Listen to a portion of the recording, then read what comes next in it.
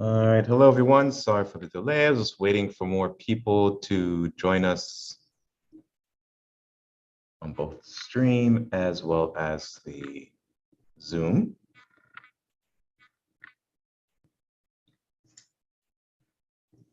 I guess we'll go ahead and start today.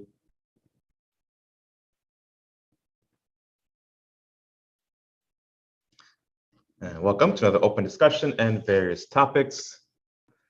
I believe this is class 113.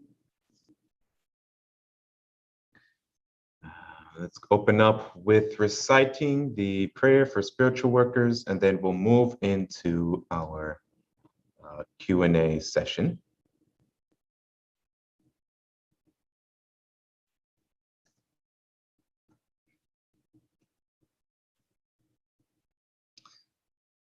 Prayer for spiritual workers.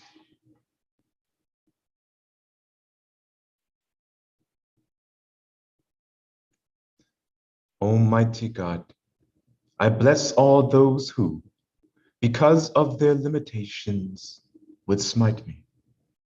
Almighty God, I bless all those who, because of their weakness, would not heed me.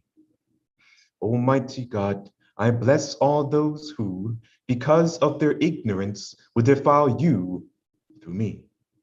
And I ask, Almighty God, O wondrous power, that your strength may be given to me now, so that I might be fortified by this, so that I might go forward bravely into the world, and despite reception, send forth my love of thee throughout all races of man.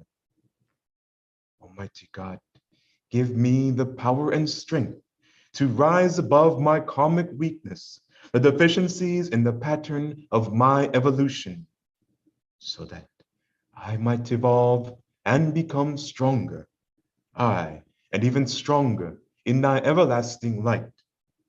O God, thy will be done.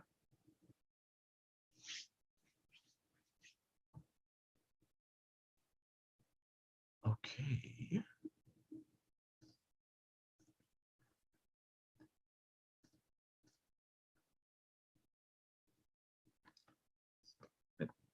All right, welcome everyone again to another open discussion and various topics.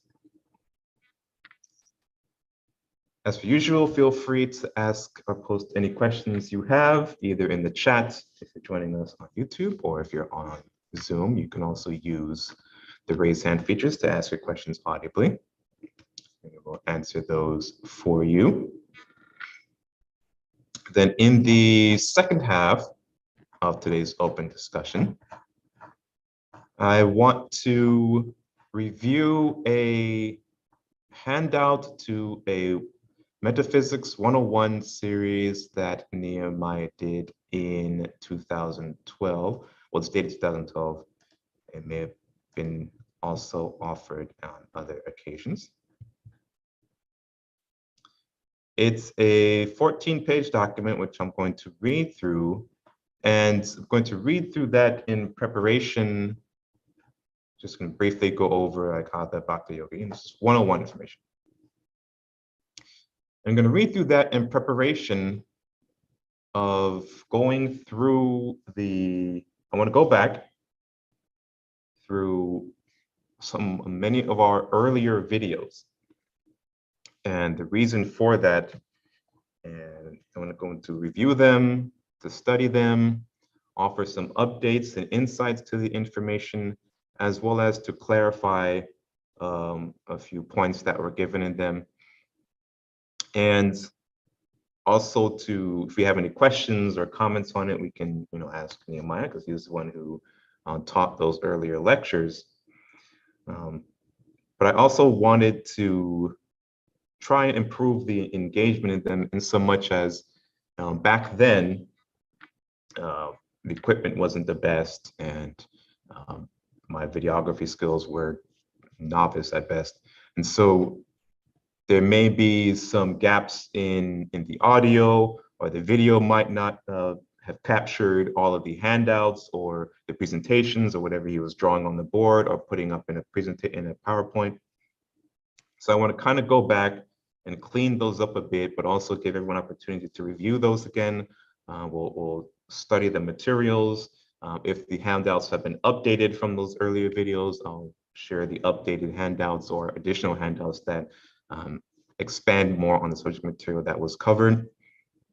I'd like to spend maybe several weeks or so just going back and looking at excerpts and studying those earlier videos and moving up towards more modern videos that we have on the channel. And then many people who have recently joined YouTube, thank you very much for joining. Maybe not aware of some of the older videos. And so I want to go back, review those, refresh that information, and allow everyone the opportunity to explore all the resources that we have available. So that's what we're doing over the next several weeks. Before we move into the reading of this Metaphysics 101, Ancient Methods of Self-Development Through the Yoga System outline, do we have any questions or comments?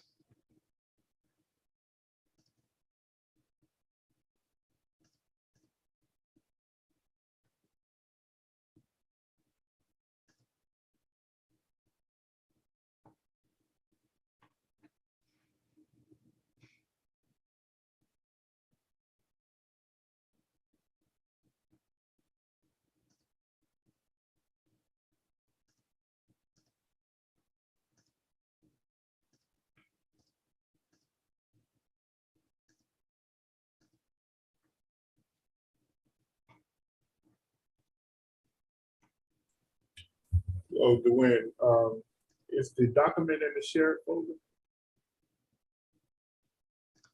No, this one is not in the share folder. This is from the MeetUp folder, which I downloaded everything a few years back, but I can put this in the share folder right now.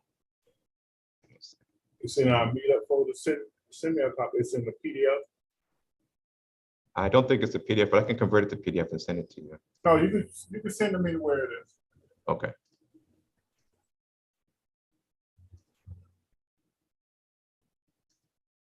Because I did several metaphysical one-on-one documents. So I want to see which one you have. Okay. I think it was a 4-week course back then. I think so. Because it's a 14-page document. It has diagrams with it. This one, no. I was going to use the two, the Tantra Yoga and the Spiritual Development through Karma Yoga, positive karmic pressures as illustrations for this one. So in the original class, we didn't present any document, any diagrams? I think we did.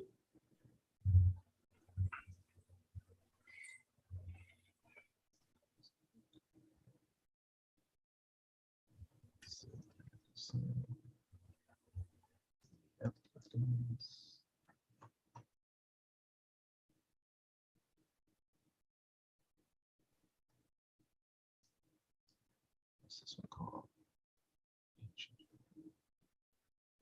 -2.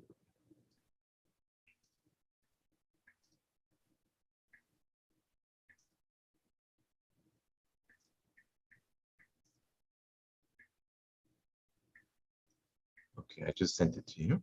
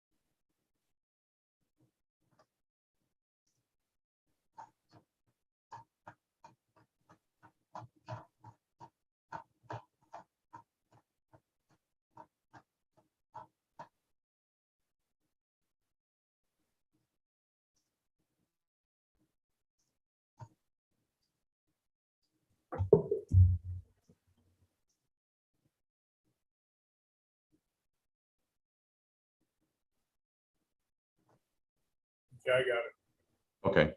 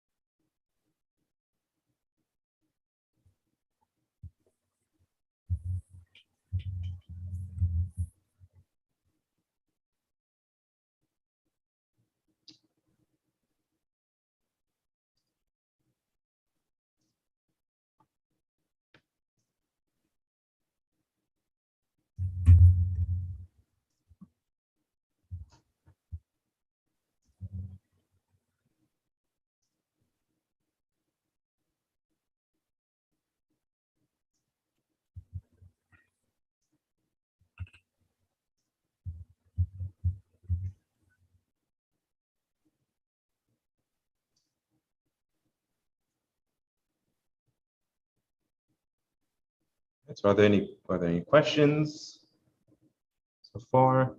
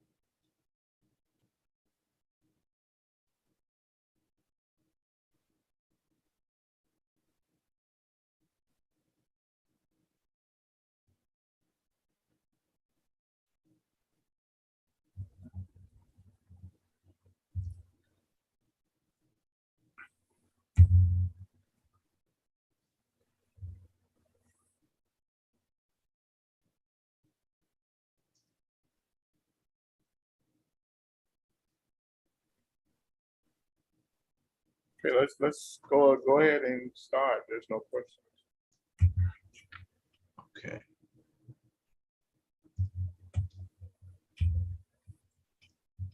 Go back to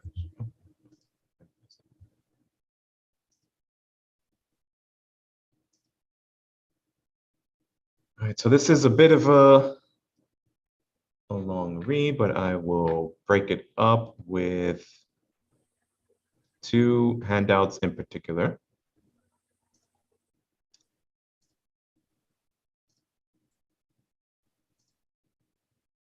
A couple that we've all seen before. One is the the looming effect of Tantra Yoga, and the spiritual development through applying positive karmic pressures. I'm going to use these to help illustrate what was discussed in the document, because it's really a brief overview of the yoga systems and a general overview of metaphysics. And so I think these two, there's a couple others as well that I may jump in with this also. These two handouts do a good job of visually representing the information in the, you guys can see that, visually representing information that's in the document. So we'll go back and forth between spiritual development through applying positive karmic pressures of the 11 yoga techniques and the looming effect of Tantra Yoga as we read through the Metaphysics 101 document.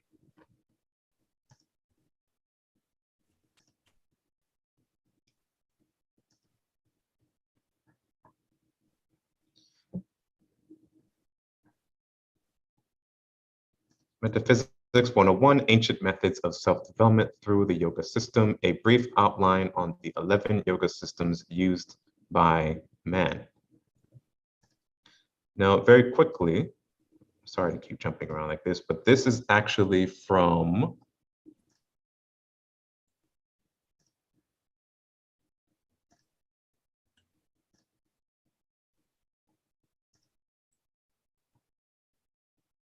if you go to our YouTube page and you look at the playlist, you'll see these videos, which I was referring to earlier.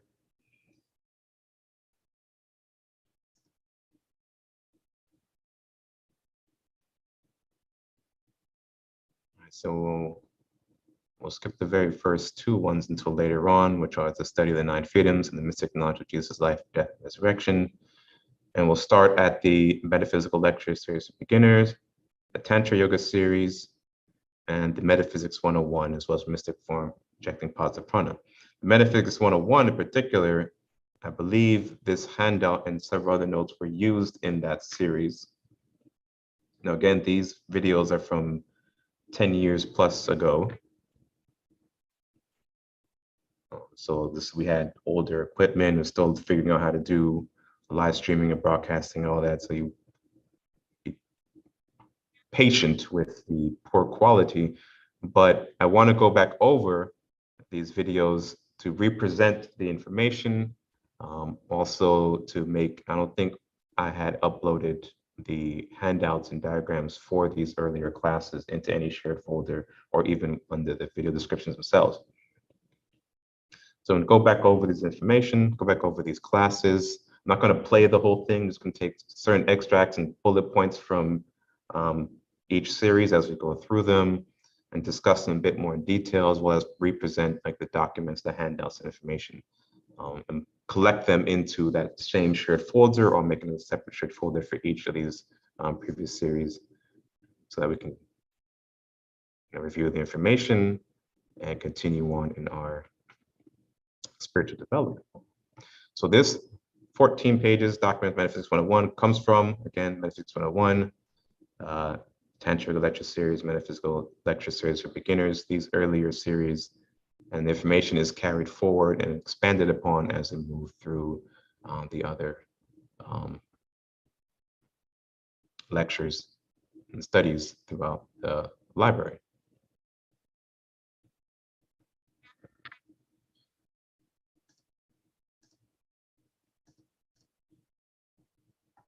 Okay.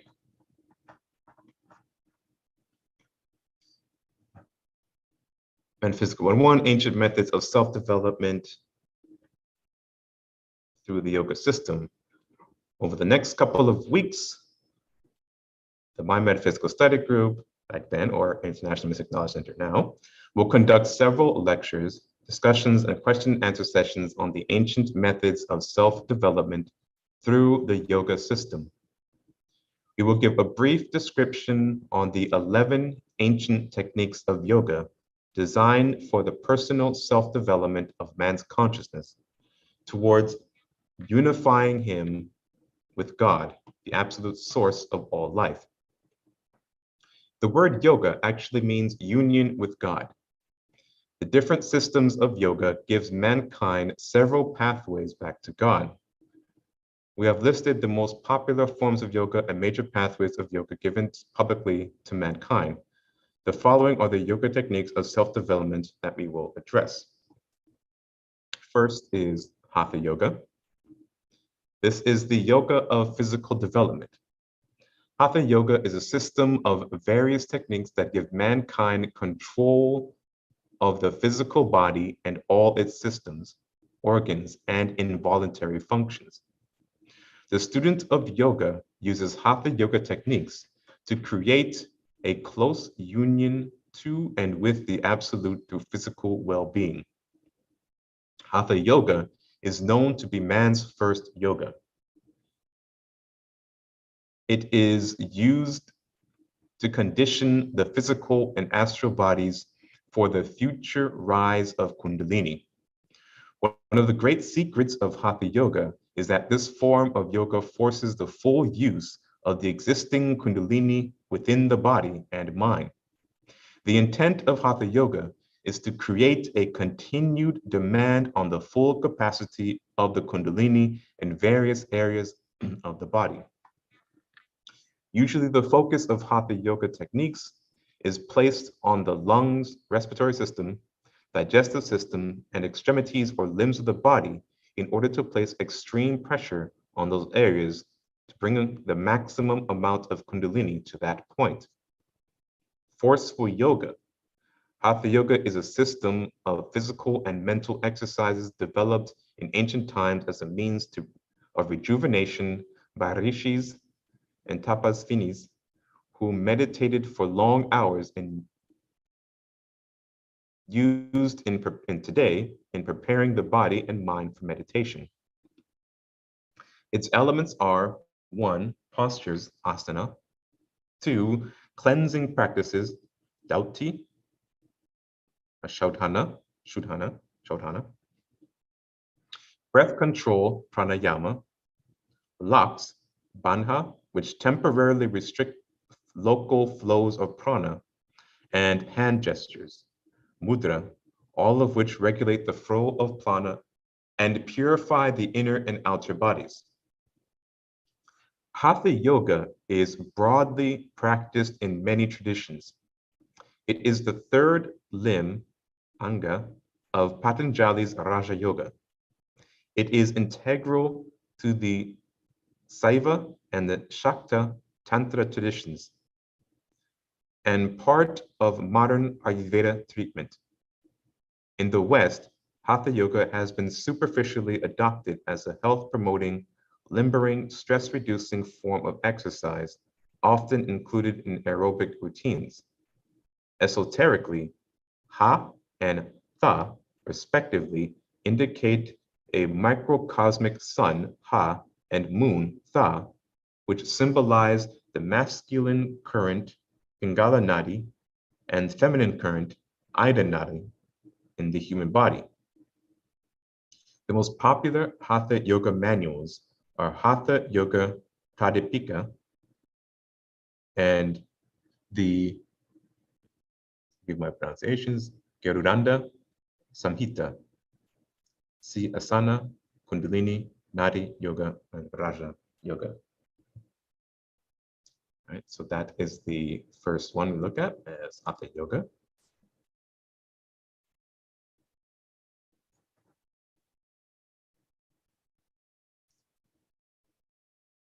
Continue to Bhakti Yoga. This is the yoga of devotion. The student of Bhakti Yoga uses the system of development, uses the system to develop his or her devotional skills. They realize from the study and practice of Bhakti that all things are made in the image of the absolute God. For all things were brought into manifestation by and from the absolute. Therefore, all things must be made in the image of that thing that manifested all things, since it was and is the only one life. The Bhakti Yoga practitioner learns to give devotion to all life because it came from and is part of the absolute life source. Bhakti Yoga builds the right frame of mind, the right character, and an unselfish frame of mind towards all life and things in creation. The accepted principles and practice of Bhakti Yoga brings about a purification of mind and certain action, thereby burning up and transforms massive amounts of embedded negative samskaras. All right, so if you remember from last time, we looked at a little bit of karma, the science of karma and karma yoga. And we talked about positive and negative samskaras, character traits, and so forth. So if you want more information on that, a brief overview of karma, do review, I think, the last two open discussions, I think 112 and 111. Number 3, karma yoga.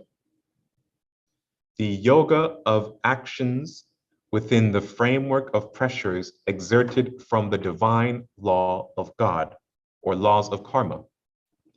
This yoga is for developing man's abilities to control all actions under the divine framework, excuse me, of God's laws, which can be seen and recognized throughout all creation as a pressure to conform life to the right actions of the laws of karma. For karma is pressure towards conformity of and with the divine laws of karma. Union through action, the path of selfless service for all actions, deeds with a known purpose or intent for gain. One of the most important principles in Hindu thought, karma refers to 1. Any act or deed, 2. The principle of cause and effect, and 3. A consequence or fruit of action, karma phala, or after effect, uttara phala, which sooner or later returns upon the doer.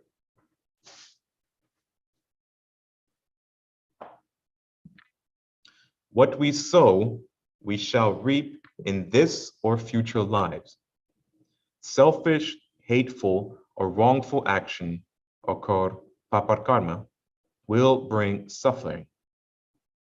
Benevolent actions, or merits earned through right thoughts, words, and actions, called punya karma, will bring loving reactions. Karma is a neutral, self-perpetuating law of the inner mechanism of the universe, such as gravity is an impersonal law of our outer world. In fact, it has been said that gravity is a small external expression of the greater law of karma. The impelling, unseen power of one's past actions is called adrishta. The law of karma acts impersonally, yet we may meaningfully interpret its results as either positive, punya, or negative, papa, terms describing actions leading the soul either toward or away from the spiritual goal. Karma is further graded as neither white, shukra, black, karishma, mixed, shukla karishma, or neither white nor black. Ashukala karishma, or Krishna. The latter term describes the karma of the Nani, who is Rishi Patanjali, as Rishi Patanjali says, is established in Kaivalya, perfect detachment, freedom from prakriti, nature, through realization of the self. Similarly, one's karma must be in a condition of ashukla, balance or neutral right actions, in akrishna, balance or neutral wrong action, causing no trouble or symptoms in any situation, in order for liberation to be attained. Man's goal in life is to develop a higher state of consciousness and work as a point of consciousness under karmic control. This equivalence of karma is called karma samya, a state of equilibrium, and is a factor that brings mala paripaka, or maturity of anava mala. It is this state of resolution in preparation for samadhi at death that all Hindus seek through making amends and settling differences. Karma is described as a threefold sanchita, prarabdha, and kri yamana. Kri yamana.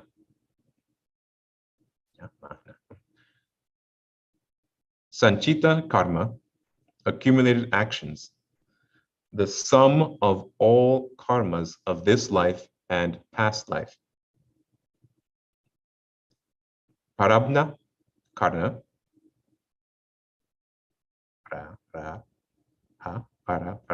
karma, actions begun or set in motion. That portion of sanchita karma that is bearing fruit and shaping the events and conditions of the current life, including the nature of one's bodies, personal tendencies, and associations.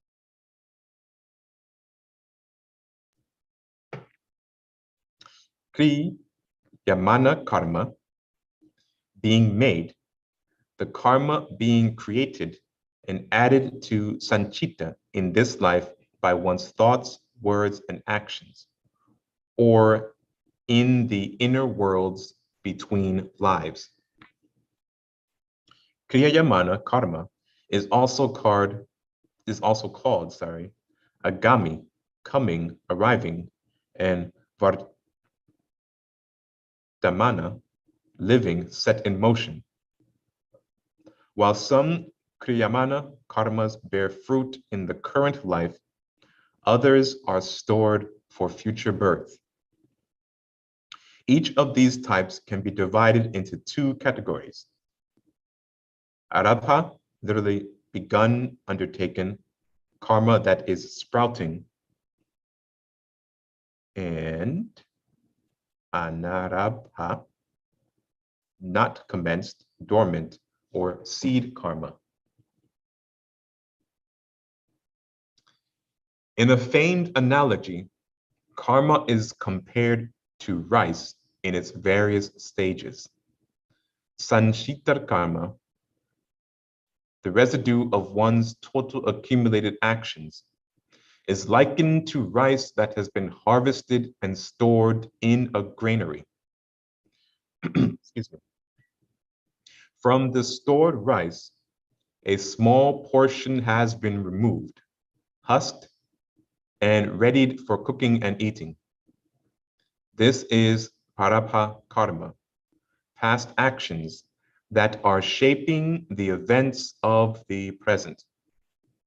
Meanwhile, new rice, mainly from the most recent harvest of parabha karma, is being planted in the field that will yield a future crop and be added to the store of rice. This is kriyamana karma, the consequences of current actions. In Saivism, karma is one of three principal bonds of the soul, along with anava, and maya.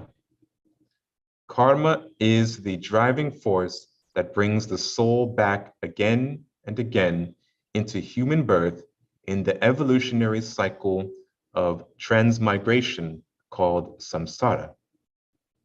When all earthly karmas are resolved and the self has been realized, the soul is liberated from rebirth. This is the goal of all Hindus. For each of the three kinds of karma, there is a different method of resolution. Non-attachment to the fruits of action, along with daily rites of worship and strict adherence to the codes of dharma, stops the accumulation of kriyamana.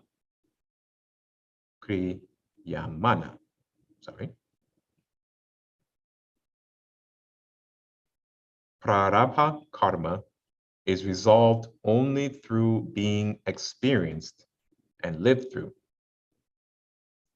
Sanchita karma, normally inaccessible, is burned away only through the grace and diksha of the Satguru, who prescribes sadhana and tapas for the benefit of the shishya. Through the sustained kundalini heat of this extreme penance, The seeds of unsprouted karmas are fried and therefore will never sprout in this or future lives. See Diksha of grace.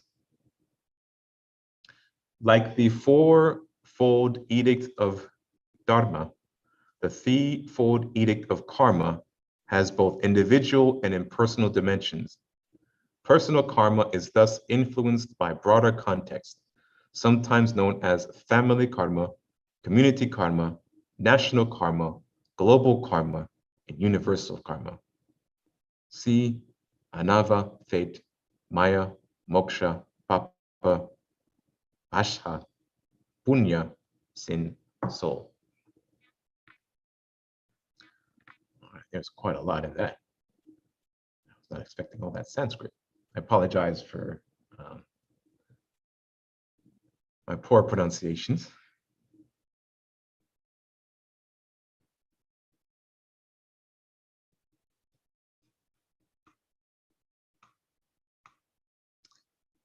Nehemiah, could you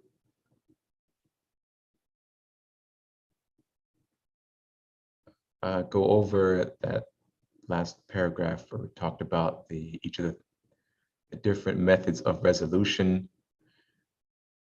So non-attachment to the fruits of action along with daily rites of worship and strict adherence to the codes of Dharma and subsumation of Kriya Yama. That's the first 4 limbs of Raja Yoga, correct? Yeah, that's the basic steps to help purify the mind and aura in order to create the proper conditions within the mental bodies and physical bodies, meaning the subtle bodies, the etheric bodies, subtle bodies, and gross physical bodies. Because mind feeds all these bodies, because it contaminates or illuminates the subtle energies and building blocks, the energy building blocks of all the bodies.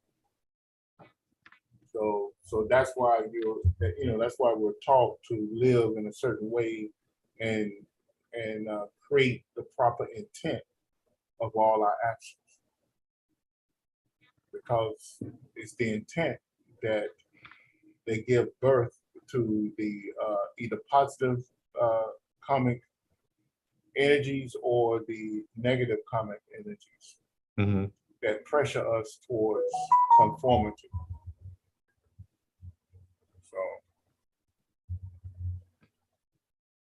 And prarabdha karma, am I saying that right? Prarabdha karma is resolved only through being experienced and lived through. So that's, I guess, present some scars that are blooming or awakening that we can only burn those up through going through that experience. Yeah, remember Dr. George King said, he said that the Operation Carmelite is, to study the Operation Carmelite is one of the greatest comic lessons and wisdom that you can ever do, because here you had these great, magnificent beings who were bodhisattvas to this earth, who took an aspect of themselves and took on the negative karma of mankind and went into the lower hells, and it was preached about for centuries that it was coming. And they went through the motions. In other words, they worked through the karmic laws in order to eliminate the beings that were actually manipulating humanity and holding humanity in a holding pattern that wouldn't allow them to advance too much or too far. So what did they do? They actually went into the cycle the karma and reincarnation cycle of mankind, and went through the motions, you know, the same way we would do when we put together, we put together all the right ingredients in order to bring about a nice meal or chemical or specifications to build a car or a chair or whatever. So all of those are laws of karma. So you just and that's the magic of being able to pull together all the cosmic elements and energies that radiate from those cosmic elements, and then predetermine your actions, from intent, and produce something that will raise the consciousness or life to a particular level that can only be beneficial for humanity. So that's what they're actually describing. I hope I say that in a way so it's understandable. Mm-hmm. And the last type, the Sanchita karma, normally inaccessible, is burned away only through the grace and diksha of the Sadguru, who prescribes sadhana and tapas for the benefit of the shishya.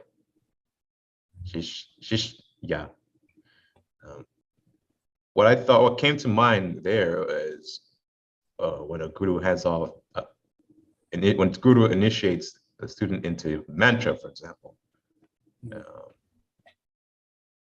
And I guess that through that giving of the mantra by the guru, by the grace of the guru, the student is able to, and the practicing of that mantra, able to burn up that normally inaccessible type of sanchita karma, as an example. Yeah, and that's one of the examples too. And then a student in the presence of a master or adept, if they reach a certain plateau, then the master can come in and using energy and mantra. Mantra is one of the key signatures for manipulating the correct quality and quantity of energy. They can help that student to raise the power of Kundalini to a certain level in order to bring about a degree of enlightenment. Mm-hmm. And by doing that, they burn up negative karma. The word mantra in repetition, which is japa, it means to burn up all sins. So when you burn up all sins by repeating mantra, because mantra is actually the language of the gods. It's the language of the devas. It's the it expressed God in many different directions or many different realms of existence. So when you chant a mantra, in fact, the mantra is brought together from the letters, from the seed mantras of the chakras, and the chakras are levels of consciousness. Mm-hmm. Within the universe, and it carries the sound of the creative word throughout the universe. So when you use these mantras properly and you become an adept or master of these mantras, you can manipulate your environment. Mm-hmm. That's what these yogis, seers, swamis have done. But it takes a series of yogas. Whether they identify those yogas or not, we have been given 11 or 12 yogas on earth that guide us into this manipulation. The only way we can do it is when you read all of them, you'll see where we become morally correct in our thinking, and that is to be of service to all mankind and not discriminate against anyone, and realize that everyone is a divine spark of God, regardless of where they are on their pathway, regardless of who they are.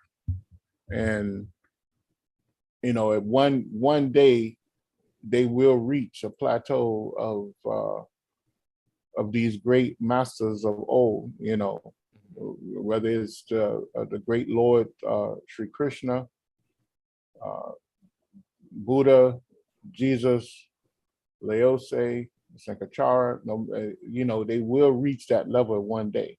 Mm-hmm. Everyone's on the pathway to move, to, you know, moving in that direction.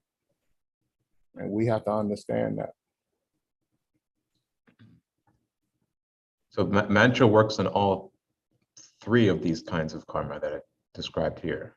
Yes. Yes. Mantra purify the nadi pathways. The nadi pathways are the pathways of mental energy and vital energy. And both energies are molded together. So those energies actually create the level of consciousness understanding that you can have, because when these energies cross, when they intertwine, consciousness come about. Mm-hmm. You know, the only way you have consciousness is through Ida and Pingala coming together to form a vortex center of consciousness, or a level Mm-hmm. of consciousness. Mm-hmm.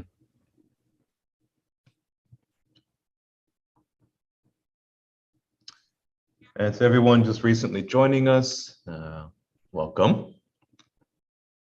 This is open discussion in various topics, class 113. And what we're doing today, and it may continue next time, depending on how much we get through, is reviewing a set of, or viewing this handout on Metaphysics 101, Ancient Methods of Self-Development through Yoga System. This is an outline that I put together and presented 10 years ago in a Metaphysics 101 series that he did, which is on YouTube. And we're reviewing this in preparation to go back and review many of those earlier videos and series, which are available on the YouTube channel. So after we finish this, we'll go back and we'll look at the Metaphysics 101 series, Metaphysics for Beginners, and a couple of others as we move through the earlier videos. We'll update them, review the information, and as well as increase engagement with them to help us to follow along and through all the teachings that Nima has given over the years. And if you have any questions or comments, feel free to post them in the chat and we'll answer them and look them over as we continue on with the study of these ancient methods of self-development through the various yoga systems. So next, we'll look at Raja Yoga. This is the yoga of mental development. This yoga assists man in developing his mental bodies and strengthens his auric bodies to receive greater levels of subtle powers. Through mental development, man is able to develop concentration, contemplation, and eventually meditation. The king of yogas, Raja, is also known as Ashtanga Yoga, or the eight-limbed yoga. The classical yoga system of eight progressive stages to illumination as described in various yoga Upanishads. The Triumandiram, holy incantation, and most notably, the Yoga Sutras of Patanjali. The eight limbs are as follows. 1, yama, restraint. Virtuous and moral living, which brings purity of mind. Anger, jealousy, and subconscious confusion inhibits man's mind from entering into controlled states of consciousness. The control of these basic passions bring about the opportunity to obtain deep states of concentration, contemplation, and meditation.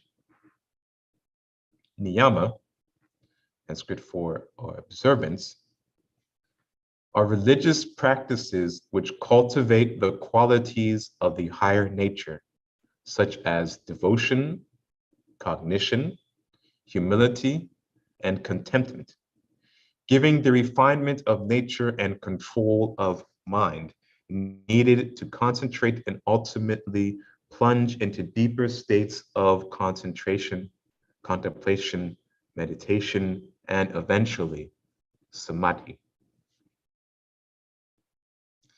Asana, seat or posture. A sound body is needed for success in meditation. This is attained through hatha yoga, the postures of which balance the energies of mind and body, promoting health and serenity. For example, Padmasana, the lotus pose for meditation. The Yoga Sutras indicate that asanas make the yogi impervious to the impact of the pairs of opposites, Vata, heat, cold, etc. Pranayama. This is a technique for mastering the life force within the body. Through regulating the breath, we influence the subtle energies, pranas, that make up the foundation of our total physical and subtle existence. The nadi system is a subtle flow of pranas that consists of a positive flow of prana, the Pingala nadis, a negative flow of prana, the Ida nadis, and a neutral flow of pranas, Sushumna nadis, where both positive and negative pranas travel in one direction. Excuse me. These nadis extend from the vehicle of consciousness of the soul, which is called Kundalini, and build the consciousness of the etheric, mental, pranic, astral, and physical bodies. The matrix of the nadis builds several levels of consciousness that the soul works through. The ancient pranayama techniques works through the nadic physical, mental, psychic layers in order to control, balance, and raise man's consciousness. The nostrils, nasal cavity, lungs, respiratory system, circulatory system, and the nervous system are all part of the physical aspects known, all part of the physical aspects known as the nadi system. The pranayama system uses several forms of breath control, which includes complete breath techniques, rhythmic breathing techniques, and retention of breath techniques, all of which use visualization practices, concentration and contemplation techniques, and mantric practices in order to channel the pranic flow and raise consciousness. Pranayama stimulates all the internal bodily systems. It moves all the mental energies in one direction, potentizing its impact, and it also pushes the vital energies in one direction to create a free flow of balanced energies under conscious control that eventually allows man to take control over the power of Kundalini and raise it partially up the Sushumna spine to obtain the power of concentration and contemplation through pranayama techniques. Eventually, Kundalini can be raised in its full aspect in with pranayama techniques using intense concentration that bring about meditation.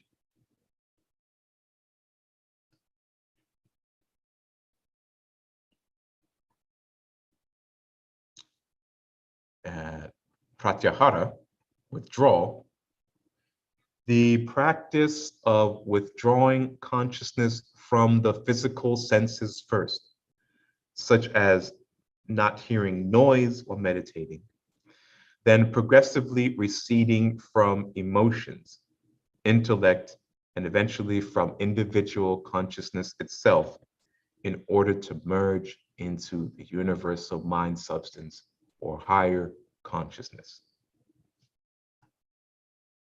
Dharana, concentration, is training the mind to focus the mind on a single object or a single line of thought without allowing the mind to wander.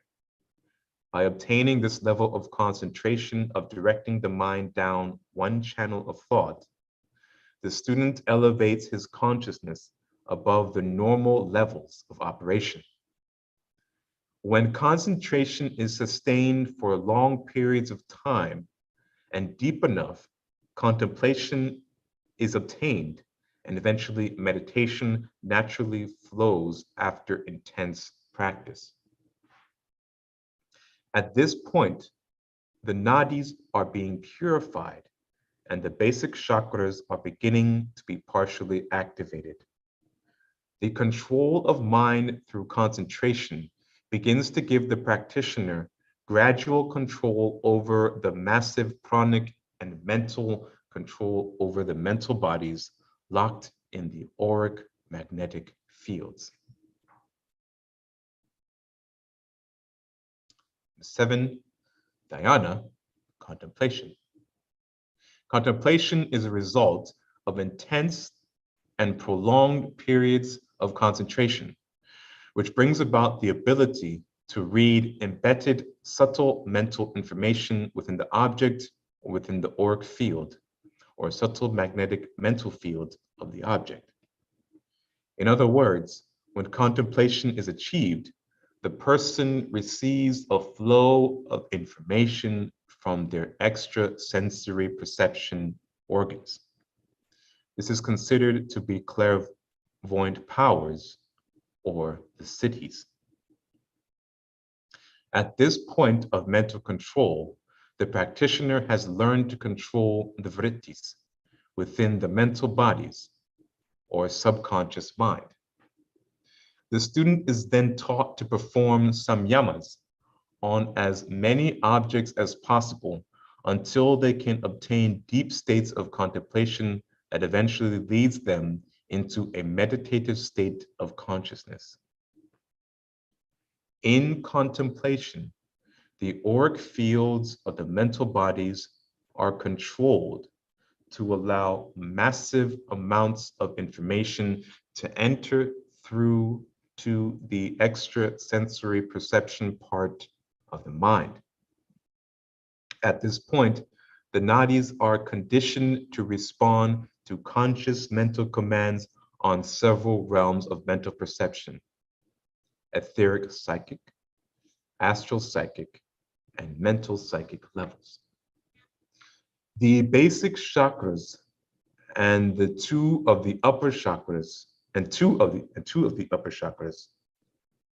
are partially activated through the partial rise of Kundalini with the power of contemplation.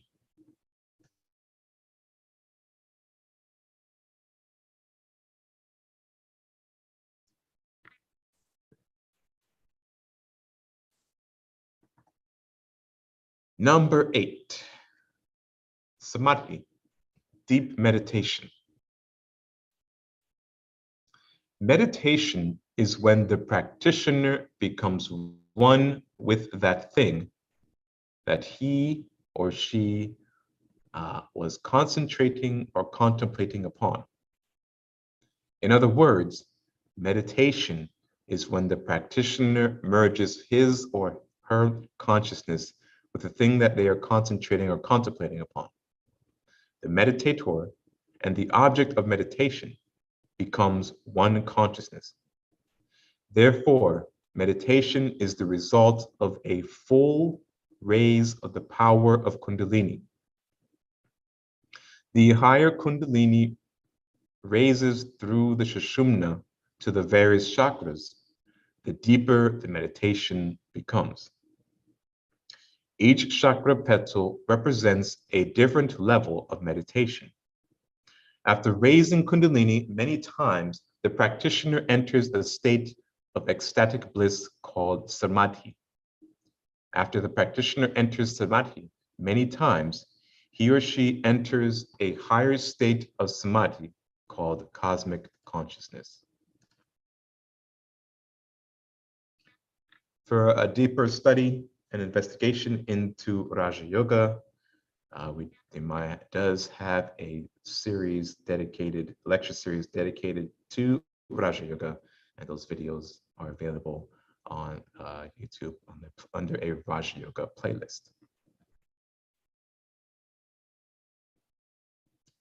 Number 5 of the 11 yoga systems we're looking at is Jnana Yoga, or Jnana Yoga.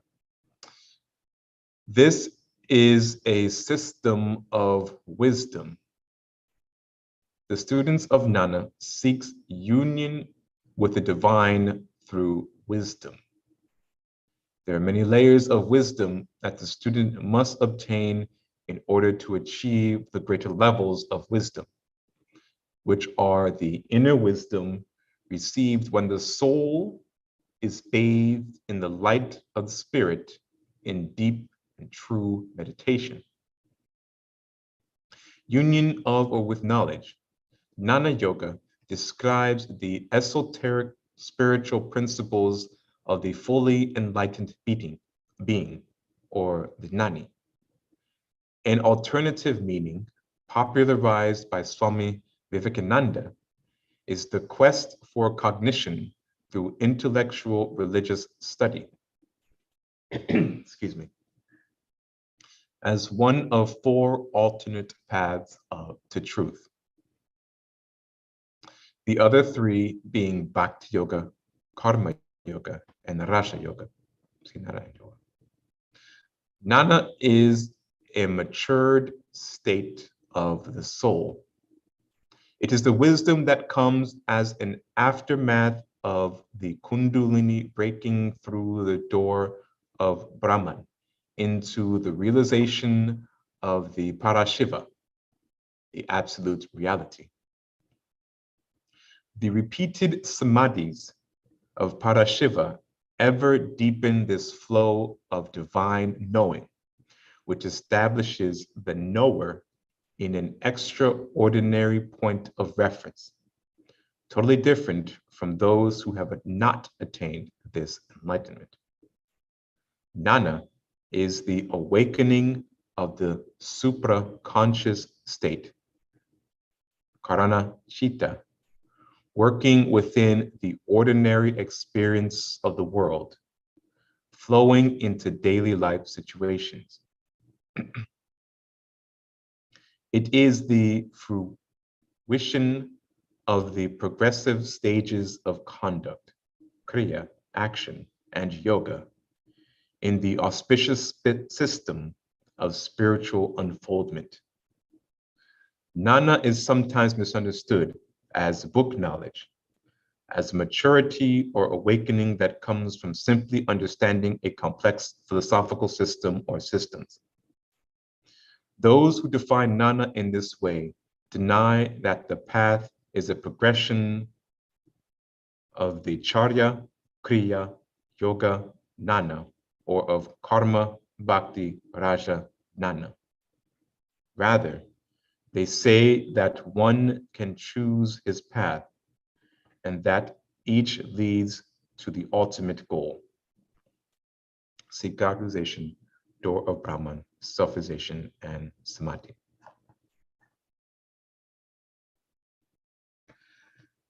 Nehemiah, in a lecture Dr. George King gives, he refers to Jnana Yoga as one of the most difficult yogas.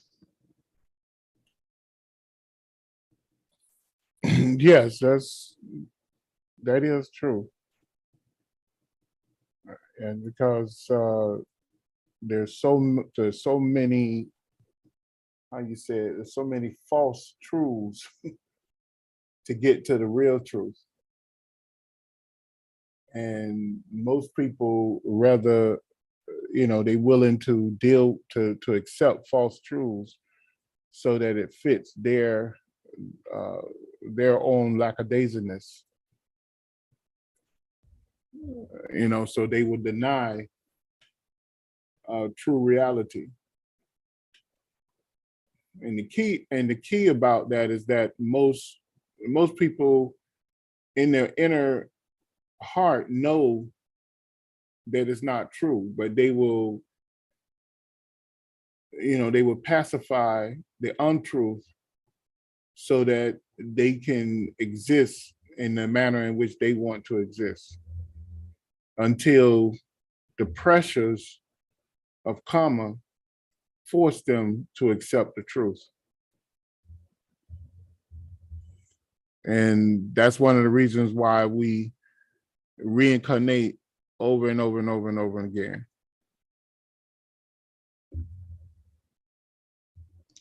So could you say that, or would it be fair to say that the difficulty of this particular yoga path is both in finding the truth, but really in changing in the light of that truth? Changing your basic self, because your higher Yeah. self already know that it's true. See, Mhm. the divine spark of God within you already know is truth. Mhm. People say, where's God? God is you and everything around you, because the divine spark of God is the only reason why you exist. That's why the cosmic master said there's only one life, and that life is God. So we constantly deny God in our own consciousness, but our consciousness is a product of God. Mhm. One Christian minister said that, of course, God is consciousness, and God speaks to you through your consciousness. And I would say that he or she was right, Mhm. because consciousness is a direct product of God. So that's why the ancient teachings have constantly told us to go and seek your answers in prayer and God. Because why? In prayer, what do? You go into a silent or private conversation with your higher self, with the divine spark of God within you. Mhm. And the answer will come back. And 99.9% of the time is correct Mhm. your Mhm. situation. So, but you and I and all of us, we tend not to listen to it, or we tend to try to interpret it to fit our present situation instead of accepting the burning truth. Because normally, real truth bring about change, Mhm. because they have to burn up the negative the illusion that you have created around yourself. Or Mhm. the great the teachings say Maya. You've created this illusion. So it burns that up and bring you to another conscious and physical existence of living. Mhm. So that's what we have to deal with.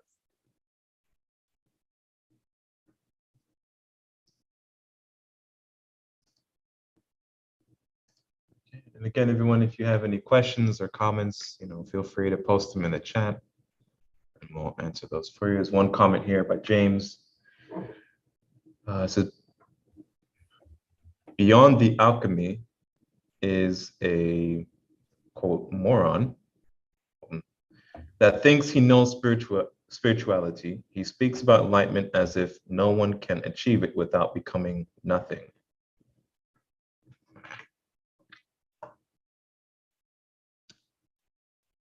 So next, move on to number 6, Kriya Yoga. This is the yoga of ritual actions. It is akin to karma and jnana yoga. Kriya means actions.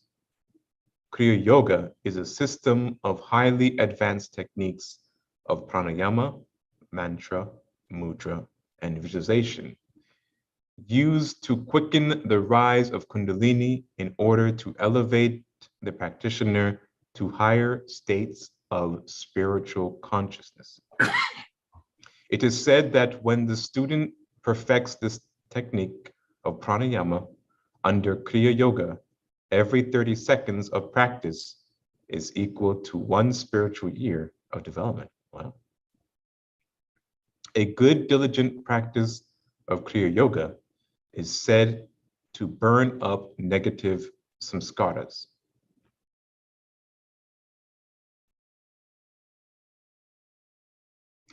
Now, Nima, you described Kriya Yoga as a series of our daily actions, our everyday actions, including here, which looks like specialized pranayama practices.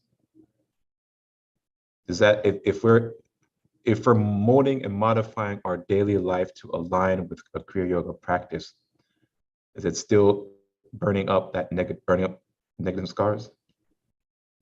Yes, because the reason why the only way you enter into a daily practice is that you mold your daily actions to create that block of time to do those daily actions. And if you the actions of the series of yoga practices that you are doing, if you're not doing that, then you just taking time, like I said in the past, to repeat cat dog, you know. So so everything should be centered around you getting to to the daily practice, because it will mold and shape and accelerate your your development, to allow you to take on a different perspective of life, and people will notice it. People will come around you and they will feel energized because they're in your presence. They don't know why they feeling energized, but they feeling energized because you are aligning yourself to, to the Mother Earth, to the sun, to the galaxy, and to the universe, which is the divine flow of energy from God. And so this daily time of practice is different. This is like, say, carving out an hour or two to do mantra pranayama practice, as opposed to just modifying your entire daily life. For example, changing your diet to adopt a more sattvic diet, working on your thoughts to limit the amount of negative thoughts you have and enhance more positive spiritual thoughts you have. But this Kriya Yoga daily thing is more specific, in like taking a day or two, an hour or two of like mantra. Well, in order to do those things, just like I just said, in order to set aside that time to do that, you have to make those modifications. Right. So if when you begin to do pranayama and mantra and prayer, we're told to avoid negative people and to avoid negative incidents. We're told to curb our tongue. We're told to eat properly. So it affects your whole 24 hours. Your whole 24 hours is aimed towards that 1, 2, 3, or 4 hour practice of your Kriya Yoga, because Kriya Yoga is a combination of yogas. Right. So or the Kriya Tantra, I like to call it the Kriya Tantra yogas, as Swami Shivananda taught us. So that you carve your whole world around reaching that next session, whether it's 1 hour, 2 hours, 3 hours, or 4 hours of practice. So you refrain from doing certain things because it's going to affect your ability to perform. Right.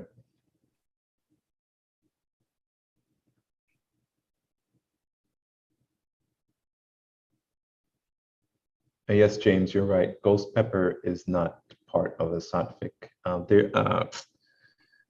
I forget which, is it, is it Patanjali? Uh, in one of his books, he talks about, he lists all of, actually, Nehemiah has it in a couple of notes. He goes into the different um, lagunas and specifically the diets. And I don't know, I think it's Patanjali, I'm not sure. In his book, he talks about what foods are rajasic, tamastic, and sattvic, uh, and which ones to avoid. But generally speaking, if you stick to a vegetarian diet, you'll be all right. But there are certain like onions and garlics. I remember taught to avoid those. The wind producing foods are taught to avoid a lot of and some of the peppers as well. But I don't remember the exact book, or I don't know if it was Patanjali or another one, but I do remember reading it. I'll look for it, and next time I think I'll they let you know. speak about that in the Kundalini Yeah, I think it's the Kundalini book. by Swami Sivananda, Mhm. and it's in the it's in what it's called.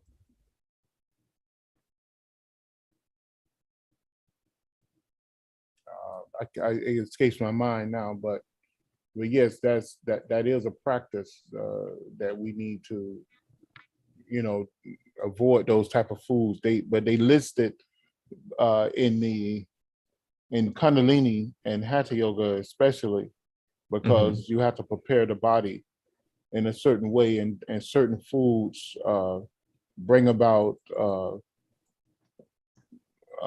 what they call astral distortion in the body, Mhm. and lean you towards the astral realms instead of the more spiritual etheric realms.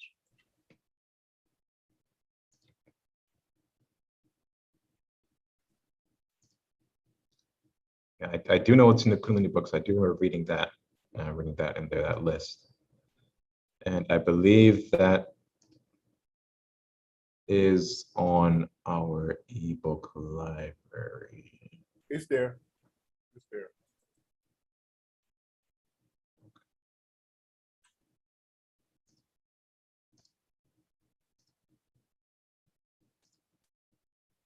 So if you go to the ebook library, if you mysticknowledge.org, and the ebook library, Swami Sivananda, it's right here, Kundalini Yoga, and you can find that there.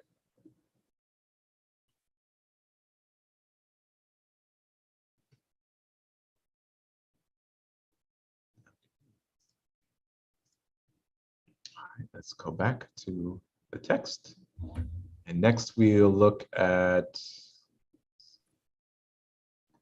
mantra yoga. Sorry. This is the yoga of sacral or sacred creative sounds. With this ancient technique of yoga, man uses it, or mantra, to make union with his higher self and God through the chanting of sacred creative sound vibrations on the 108 chakras within man's auric structure. The majority of mantra sound and the use of them are secret and are only disclosed to the student through initiation by a qualified teacher, adept, or master of this yoga science. He recognized these mantric sounds to be the gross and subtle sound vibrations that is used to synchronize megabytes of consciousness within the chakras and flowing through the nadic system to be able to handle the tremendous rise of the Kundalini power. The synchronization of the nadis and chakra pedals by the sacred creative sounds of mantras manifest the necessary energies to rotate the auric substance within the mental fields of man, burning up the negative samskaras that holds us prison life after life. Mantra yoga is one of the primary tools used to awaken and move the power of Kundalini.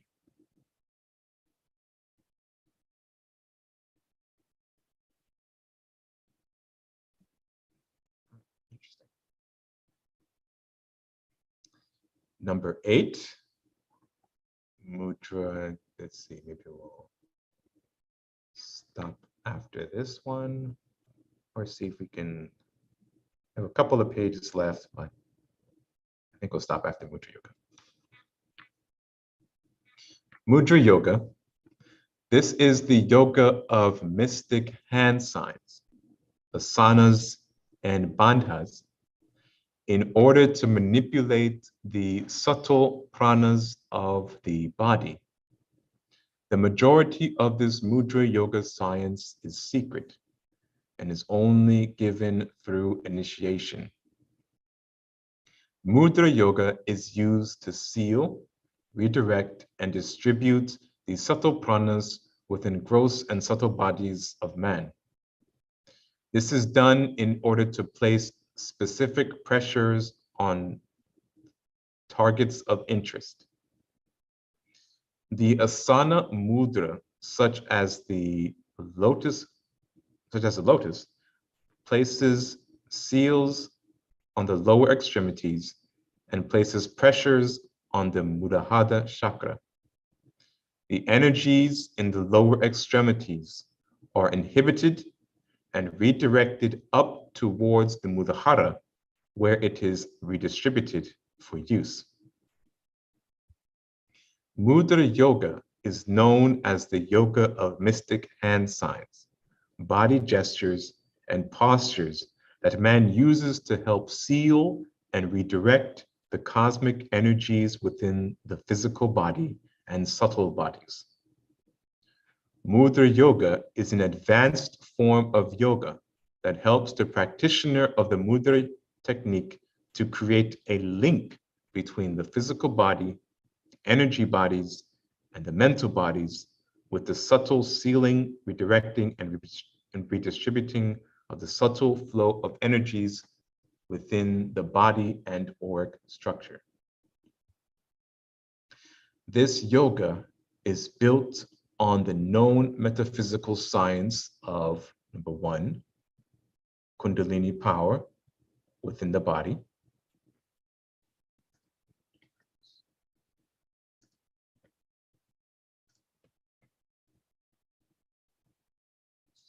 Sorry about it. I'll do it later. Kundalini power within the body. 2, 108 chakras within the human structure. And 3, the Nadi system that uses 242,000 Nadi pathways to distribute the sacred power of Kundalini throughout the body and auric structure. Mudra yoga is a sacred science like mantra sastra. In fact, mudra yoga is the result of mantra sastra. Tantra and mantra sastra tells us that when the practitioner of mantra has greatly indulged himself into mantra japa to the point that he has gained the great visions and have achieved kilaka, where he or she has unlocked the key of mantra. At this point, the mantra yogi learns mudra yoga secrets hidden deep in the root mantra bijas. Mantra yoga is that power that gives birth to mudra yoga. Mudra yoga is a form of yoga that is practiced with all the major yoga systems. Hatha yoga uses mudras to strengthen the physical body, to allow a free flow of prana between the physical and subtle physical realms. Bhakti yoga uses mudras to channel, generate, and project devotional pranas, cosmic energies of love and cosmic energies of service. Raja yoga uses mudras to assist in bringing about control over the mental faculties. Kundalini Yoga uses Mudra Yoga to seal and lock the flow of pranas in the body while pushing it and directing it in one direction with concentration, contemplation, meditation, in order to move consciousness from a lower level to a higher level and back to the original level. Karma Yoga is the yoga of divine laws in action and service. Karma Yoga and Mudra Yoga are constantly intertwined. Karma Yoga is all about making the right actions that bring about the right results that propel a person forward. Dr. George King stated that karma is a pressure towards conformity of the divine laws. Everything in manifestation is within this all-pervasive framework of all-pervasive framework of karmic laws, the divine laws of God, that act as a pressure within creation to preserve and maintain the law that pushes all manifested life and so-called non-life towards a predetermined goal. Therefore, all life actions are karmic actions, and all movement is a series of mudras, bringing about the necessary karmic actions needed to progress life. Therefore, Karma Yoga and Mudra Yoga are intertwined. The 5 groups of Mudra Yoga. Following are the 5 major groups of mudra that is used to manipulate the subtle pranas of the body by sealing and redirecting the pranas to higher levels of operation. Hasta mudras, or hand mudras. This form of mudra is performed with the hands. It is usually used to redirect the flow of pranas back into the body and to heighten consciousness. Number 2, mana mudras, or head mudras. The mudras that are used with the head and are usually used in techniques to heighten the power of Kundalini within the body. The practice utilizes the eyes, ears, nose, tongue, and lips. Kaya mudras, or Pasturu mudras. These mudra practices of Kaya utilizes the physical body in various postures combined with breathing, pranayama, and concentration techniques. Bandha, lock mudra. The mudra practices of bandha are techniques that lock the body in various positions in order to redirect prana along or down specific channels to get rid of subtle blockages and increase pranic flow to allow an awakening of Kundalini with constant practice. Adhara mudras, perennial mudras. These techniques of mudra yoga deal with redirecting pranas operating in the lower regions, chakras, to the brain region, stimulating the higher chakras and purifying the lower chakras, allowing man to reach higher states of consciousness.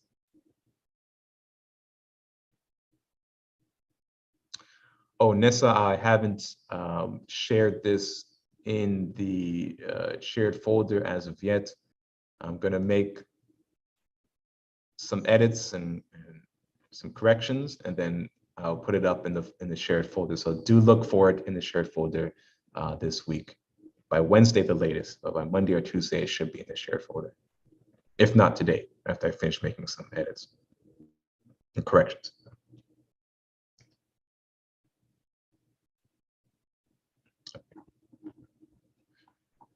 Most knowledge on Mudra Yoga is secret and is not allowed to be given to the general public and is only given through initiation.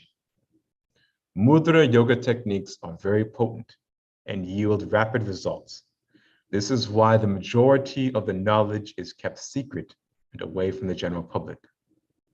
Most of the mudras that are secret are those mudras that work along with mantras in some type of ancient ritual that give man access to a tremendous amount of raw Shakti power for short periods of time to perform a task or mission of some type.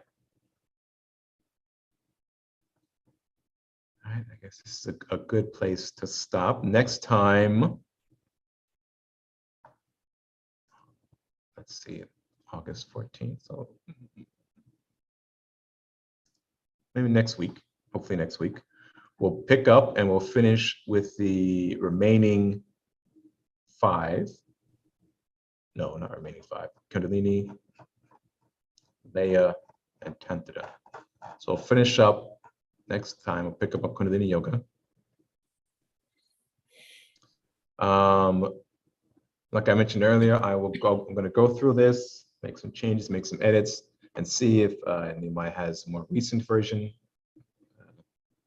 And we'll combine them together and then upload it to the shared folder so everyone will have access to it.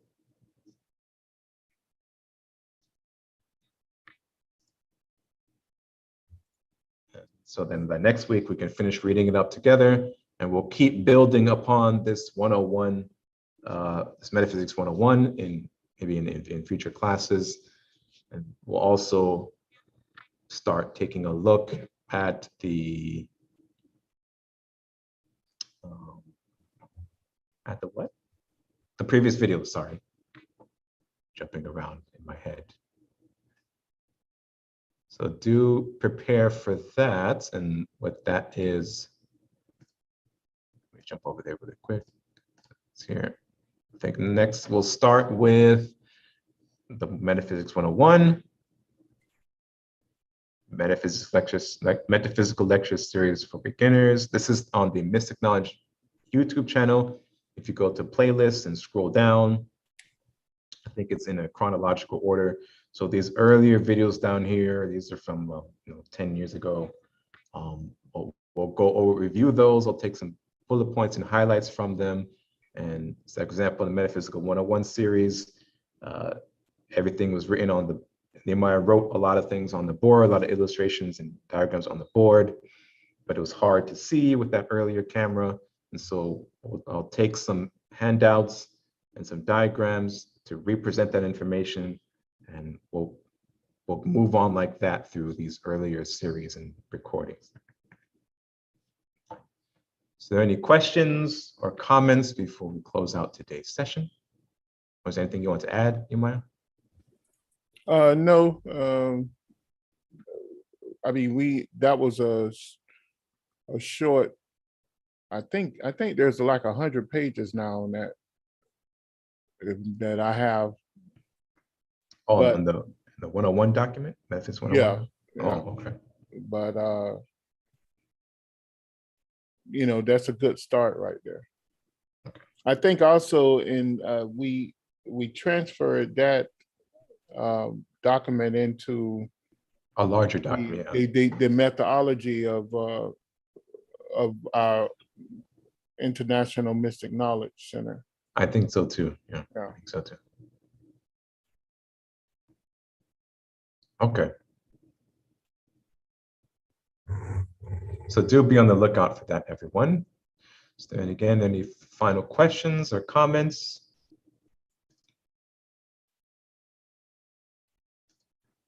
Pause this. Go back to. Oh, I did say I was going to look at. Sorry, the 2 looming Tantra Yoga looming effect and the spiritual development through applying positive karmic pressures diagrams. But we'll do that next time in addition to additional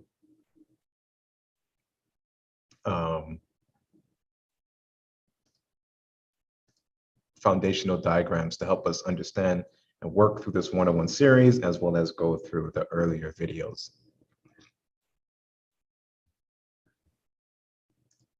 Where is this prayer? Oh, I know it is. It's here. And let us close out with reciting prayer. No, the New Lord's Prayer, which I So we're gonna try to meet next week, or Yes, I would like to go back to our weekly meeting schedule. Okay. Um, Whenever you see us take a week off or take 2 weeks off, that's usually because something's going on in my life, or I'm just not able to do that. But I really want to commit to getting back to our weekly sessions. Where is this prayer? Oh, here it is. I found it. Okay.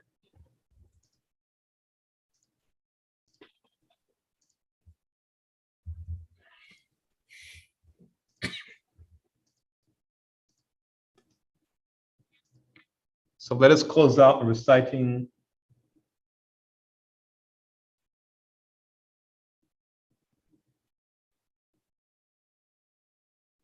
yes, James, mudras and mantras are only supposed to be given out by uh, given out through initiation by, as initiated teachers, gurus, in which the mantras live within. So if you see someone just glibly handing them out, be wary of those people. And every time one of the ways you can develop your discrimination, knowing whether or not you're receiving a mantra or a mudra from the right source, the proper source, is you'll always be given the laws that govern the use and distribution of mantras and mudras by if a proper source is giving them out. So they'll instruct you in the law, and it'll be in a special initiation circumstance in which you're giving them. And you'll also be instructed on the proper use of them. So a good example is initiation into dynamic and soul mantra, prepared and given out by Dr. George King, and that you can is made available through the Aetherius Society. If you go to aetherius.org website, you can pick up the recording of that initiation. And in that initiation, the law is explicitly laid out. You're given detailed instruction on the mantras. You're given examples of the proper recitation of the mantra, and you are also instructed on how and when to use them. So I would highly, if you're more interested in acquiring some mantras to use for your practice, go contact with your society, go to the website and pick up that initiation recording.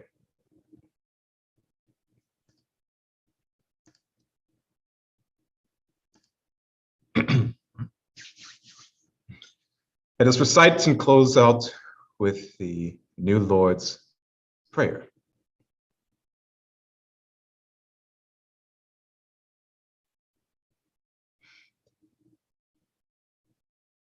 Divine and wondrous Spirit, O everlasting Lord of hosts, send forth now through me thy great and lasting power.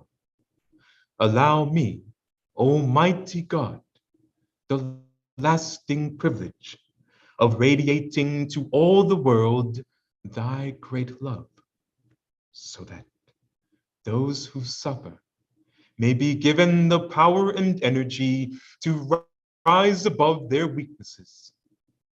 Almighty God, in great humility do I ask you to send forth your power to give to me this great lasting privilege of being a channel, so that my suffering brothers may be helped and guided and healed and lifted into thy light, so that they who know not may look up, and in doing so receive to their higher selves your divine counsel. Almighty God, this day have you granted me a divine privilege. I ask you now to give to me the strength, so that never again will I turn from my inner vision of you. Oh, great peace, great peace, great peace. In praise of your greatness, O God, doth my soul sing. Grant it energy to sing on forever and forever.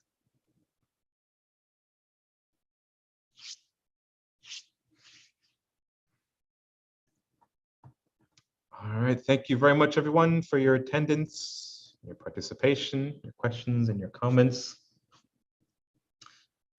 We'll look forward to seeing you next week. Do check periodically into the shared folder. I will go through this 101 notes document, make some corrections, make some edits, and then I'll try to have it up tonight, if not by tomorrow. So download it, read through it, and by next week we'll finish up with the last three, and then we'll begin our review of the earlier lectures in the IMKC video lecture series. Thank you very much again, and see you next time. All right, good night.